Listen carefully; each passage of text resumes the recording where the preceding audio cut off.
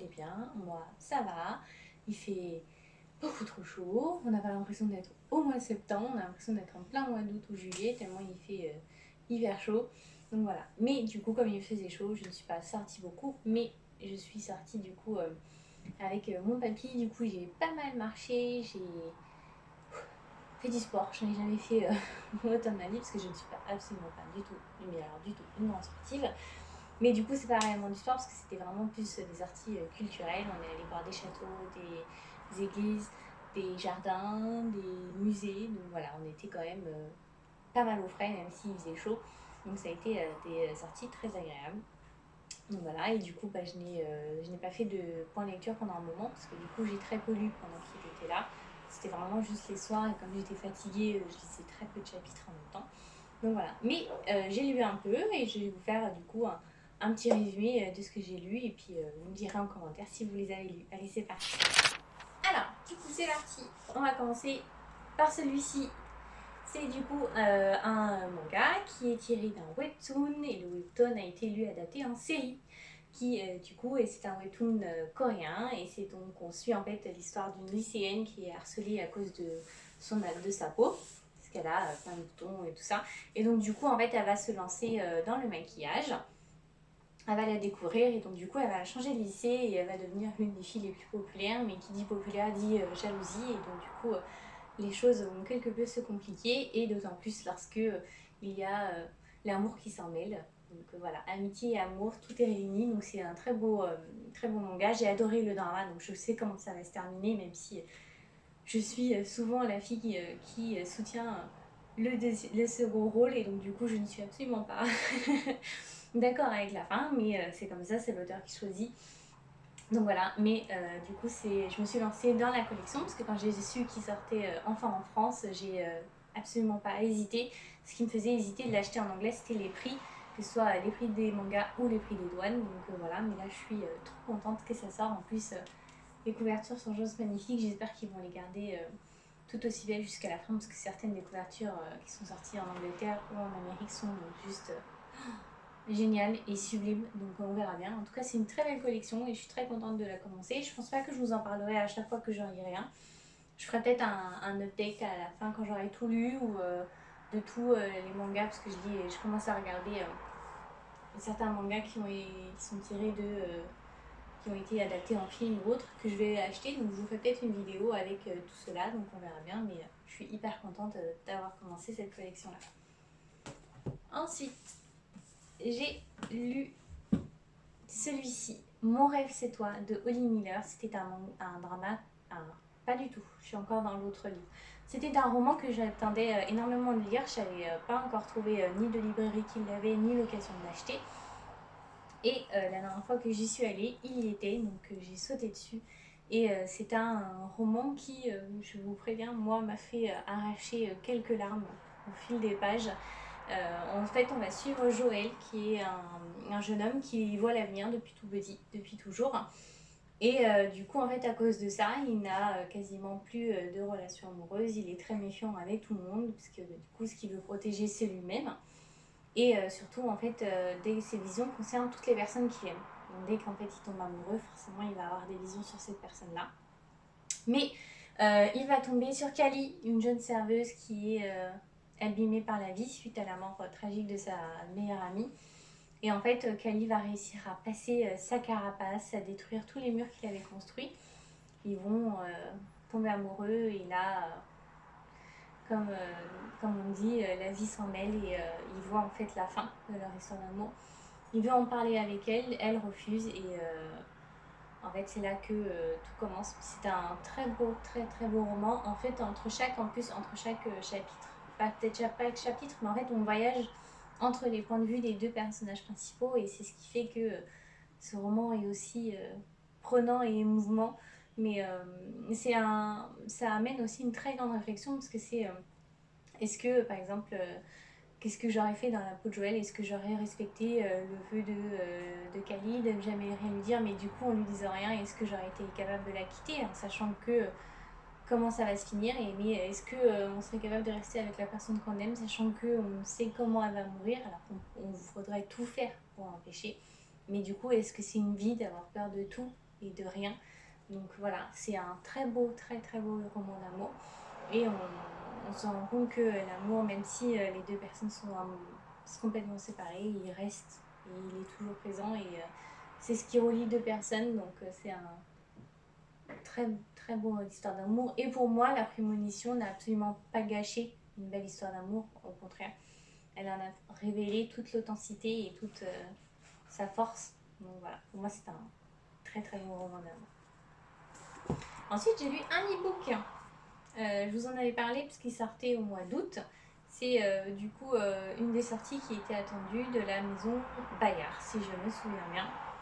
Hop là, c'est La Nuit des Reines, du coup, qui est assez sombre, soyons honnêtes. L'univers est plutôt créepy. Franchement, j'ai bien aimé. C'est quelque chose que je m'attendais absolument pas à voir. C'est un univers morbide, creepy, mais vraiment, en fait, pas qui fait peur. Plus vraiment plutôt sombre, on va dire. Et du coup, en fait, on va suivre l'histoire de Jude, une jeune musicienne à la Nouvelle-Orléans. Pour moi, c'est ça. Qui, du coup, en fait, fait tout pour survivre. Elle joue donc de la trompette pour aider son père qui est devenu invalide. C'est le seul membre de la famille qui reste parce qu'elle a perdu tous les autres. Ils sont tous morts.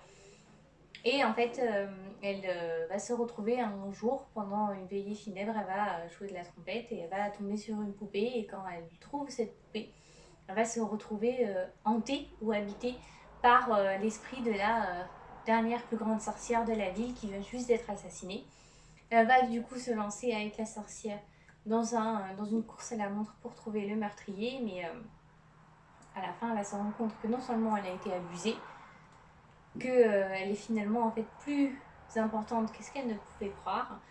Et c'est un univers de magie un peu vaudou. Pour moi, c'est un peu dans ce sens-là. C'est vraiment un univers qui est assez spécial que j'avais pas lu jusque-là. Du moins, j'avais pas. Non, j'avais jamais lu encore jusque-là d'univers de magie vaudou. Et c'était. C'est divertissant, ça change de ce qu'on peut voir d'habitude. C'était impressionnant, j'ai beaucoup aimé. Et j'espère réellement qu'il y aura une suite, parce que la fin est ouverte. Donc elle laisse penser à une suite et j'ai hâte de la voir parce que j'ai hâte aussi de voir Jude, comment elle va se comporter et quelles va être toutes ses premières actions suite à son nouveau statut. Mais j'ai beaucoup aimé, c'était un univers impressionnant et tout nouveau pour moi. Donc c'est une belle découverte, c'est une très belle découverte. J'étais très contente de lire. Euh, c'est oui, une des plus grandes découvertes du mois d'août. Ouais. À la limite du coup de cœur, mais pas encore. Mais une très belle découverte. Ensuite, j'ai lu les deux sorties du mois d'août de Saxus. Je vais commencer par celui que j'ai le moins aimé. Pas que j'ai pas aimé, mais que j'ai le moins aimé. Donc on va commencer par celui-ci, Le Trône des Sept Îles de Adalyn Grace. Donc j'ai beaucoup aimé parce qu'on voyage énormément donc, dans ce roman-là. En plus, regardez les beautés qu'ils nous ont mis, ils sont juste magnifiques. Donc on voyage énormément dans ce roman-là. Mais du coup, en fait, le résumé et ce que De Saxus en avait dit, j'imaginais beaucoup plus de sirènes dedans, de piraterie aussi. Ce n'est pas forcément le cas, mais du coup, pour moi, ce n'est pas une grande déception comme ça a pu être pour certaines, parce que j'ai beaucoup aimé l'univers qu'on y voit. Et il y a en fait toute une machination, voilà, toute une machination en fait que l'héroïne principale va découvrir et va tout faire en fait pour arrêter. Elle va se retrouver en fait, elle voulait avoir sa place sur le trône comme tous ses ancêtres avant, sauf qu'elle va se rendre compte que ses ancêtres en fait sont purement et simplement des imposteurs.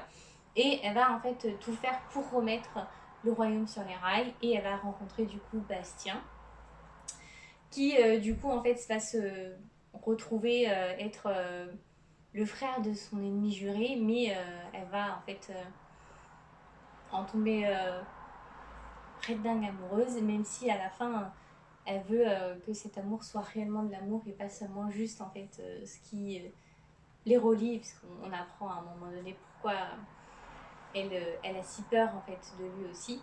mais c'est un pur bonheur et j'ai vraiment beaucoup aimé le découvrir. Donc si je l'ai moins aimé que le deuxième, c'est juste en fait que du coup je m'attendais à autre chose sur certains passages, mais c'est une très belle lecture, je l'ai lu quasiment d'une traite. On se laisse vraiment happer facilement par le personnage et la magie. Pour le coup, la magie qui est présente est assez exceptionnelle et assez unique. Chaque île en fait a chacune sa magie, mais en fait chaque personnage, chaque personne qui vit sur ces îles doit en fait pratiquer uniquement cette magie-là. Elle ne doit absolument pas pratiquer une autre parce que c'est dit que si les personnes pratiquent deux magies, en fait ils vont provoquer un cataclysme et autres. Et du coup, en fait, l'héroïne principale, qui vient du coup d'une grande famille, illustre famille en fait, et cette famille qui aurait soi-disant en fait détruit une bête qui voudrait manger les âmes de toutes les personnes qui pratiquent plusieurs magies. Et en fait, c'est tout cet univers-là et cet univers de magie qui fait que j'ai beaucoup aimé le roman et qui a compensé la légère déception que j'ai eue en le lisant. Mais la déception a été pour moi très, très légère. Absolument pas aussi énorme que certains ou certaines que j'ai pu lire sur Instagram. Donc je suis extrêmement contente. Et puis, soyons honnêtes, le travail que De Sexus a fait dessus est juste sublime, que ce soit avec les cartes qui sont absolument magnifiques et la couverture qui est tout en relief, qui est métallisée. Elle est géniale, elle est très belle. Mais voilà, c'est une très très belle lecture. J'adore. Et du coup, forcément, le coup de cœur, l'énorme coup de cœur que j'ai eu ce mois-ci, c'est celui-ci.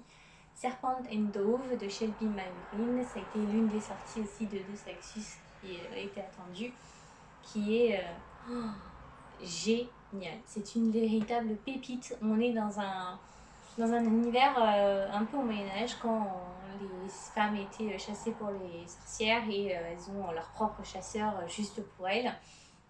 Et en fait, une jeune fille qui fait tout pour échapper à son clan de sorcières va se retrouver à un moment donné mariée à un chasseur, alors qu'elle-même est une sorcière. Donc les débuts entre eux sont plus que compliqués, soyons honnêtes. Les pics qui se lancent, c'est une haine viscérale dès le début. Mais en fait, chacun va se rendre compte qu'il y a beaucoup de faux semblants dans ce qu'il peut y avoir. Il y a aussi beaucoup de cachotterie. Et en fait, il y a aussi et surtout beaucoup de peur. Et en fait, ils vont se rendre compte que l'un comme l'autre ont besoin de l'autre. Mais surtout, en fait, leur âme, malgré tout ce qu'ils peuvent l'un et l'autre dire, est reliée l'un à l'autre. Ils sont amoureux de l'un de l'autre. C'est juste magnifique. Et les voir, en fait, les sentiments se développer entre eux. Et juste, j'ai souri comme une bêta à chaque fois que je le lisais, parce que ça me faisait énormément rire. Et en plus, à chaque chapitre, on navigue en fait entre reine et loup. Et du coup, c'est impressionnant de voir la tête de chacun, ce qu'ils pensent réellement et leurs sentiments. Et ça a été une véritable surprise. Et le grand dénouement au moment où Red apprend que Lou est une sorcière, je m'attendais à vraiment être déçue par lui en disant il va l'abandonner complètement, il va arrêter de l'aimer ou autre. Et alors que pas du tout en fait. Il va en fait se prendre, soyons vulgaires, 2 claques par un de ses acolytes en lui faisant comprendre qu'il faut qu'il arrête de s'appuyer sur son sort et qu'il l'aime et que en fait peu importe ce qu'elle est, il est amoureux d'elle et au contraire il s'est mis en quelque sorte des caches sur les yeux, vous savez, un peu comme les chevals, pour éviter de voir réellement qui il était parce qu'il avait peur de ça. Et en fait ils vont se rendre compte qu'il a bien plus, le chasseur est bien plus qu'un chasseur et il a beaucoup plus de secrets que ce qu'il pourrait penser. Donc c'est un pur bonheur, ça a été une très belle découverte. Il est assez costaud, hein, soyons honnêtes, c'est une belle brique, mais on sent absolument pas les pages tellement on les défile, on dévore les chapitres les uns après les autres, parce que c'est un pur bonheur et j'ai vraiment adoré de le lire. Surtout, ouais, c'est une très très belle lecture et j'ai été très très contente de le lire et je remercie De Sexus de l'avoir sorti en français parce que c'est un très très bon moment que j'ai passé avec. Et voilà, j'espère que vous en avez... Et dites-moi si en commentaire si vous en avez lu certains. Mais du coup, oui, pour résumer, c'est le gros coup de cœur pour celui-ci, le tourbillon d'émotions pour celui-là. Et True Beauty, c'est par pur égoïsme personnel que je l'achète parce que je connais la fin, mais je suis trop contente qu'il sorte. Donc voilà, je suis hyper contente. N'hésitez pas, moi, à me dire en commentaire si vous en avez lu, si vous les avez aimés ou si au contraire vous avez été complètement déçus par certains de ces bouquins. N'hésitez surtout pas. N'hésitez pas aussi à vous abonner, à liker, à aller voir les chroniques complètes sur mon Instagram. Et puis on se retrouve très très vite pour une prochaine vidéo. Voilà, allez, salut, bye bye!